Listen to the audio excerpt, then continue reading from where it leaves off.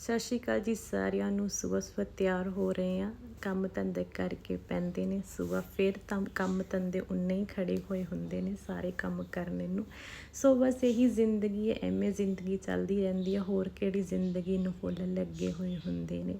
ਮਹਾਰਾਜ ਤੰਦਰੁਸਤੀਆਂ ਬਖਸ਼ਣ, ਸਿਹਤਾਂ ਬਖਸ਼ਣ, ਬਸ ਇਹੀ ਜ਼ਿੰਦਗੀ ਹੈ। ਹੋਰ ਕਿਹੜੀ ਜ਼ਿੰਦਗੀ ਨੂੰ ਫੁੱਲ ਲੱਗੇ ਹੋਏ ਹੁੰਦੇ ਆ। ਆਪਣੀਆਂ ਲੋੜਾਂ ਪੂਰੀਆਂ ਕਰਦੇ ਰਹੀਏ, ਬੱਚਿਆਂ ਦੀਆਂ ਲੋੜਾਂ ਪੂਰੀਆਂ ਕਰਦੇ, ਬੱਚਿਆਂ ਨੂੰ ਇੱਕ ਚੰਗਾ ਜੀਵਨ ਦੇ ਸਕੀਏ, ਬਸ ਇਹੀ ਜ਼ਿੰਦਗੀ ਹੈ। ਹੋਰ ਕਿਹੜੀ ਜ਼ਿੰਦਗੀ ਨੂੰ ਫੁੱਲ ਲੱਗੇ ਹੋਏ ਹੁੰਦੇ ਆ।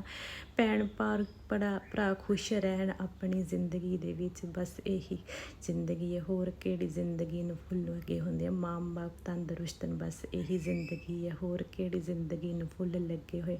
ਮਹਾਰਾਜ ਦਾ ਮਿਹਰ ਰਹੇ, ਤੰਦਰੁਸਤੀ ਰਹੇ, ਬਸ ਇਹੀ ਜ਼ਿੰਦਗੀ ਹੈ। ਹੋਰ ਕਿਹੜੀ ਜ਼ਿੰਦਗੀ ਨੂੰ ਫੁੱਲ ਲੱਗੇ ਹੋਏ। ਜ਼ਿੰਦਗੀ ਵਿੱਚ ਖੁਸ਼ ਰਹੋ, ਪਤਾ ਨਹੀਂ ਕਦੋਂ ਇਨਸਾਨ ਨੂੰ ਅਲਵਿਦਾ ਕਰ ਦੇਣਾ। ਧੰਨਵਾਦ।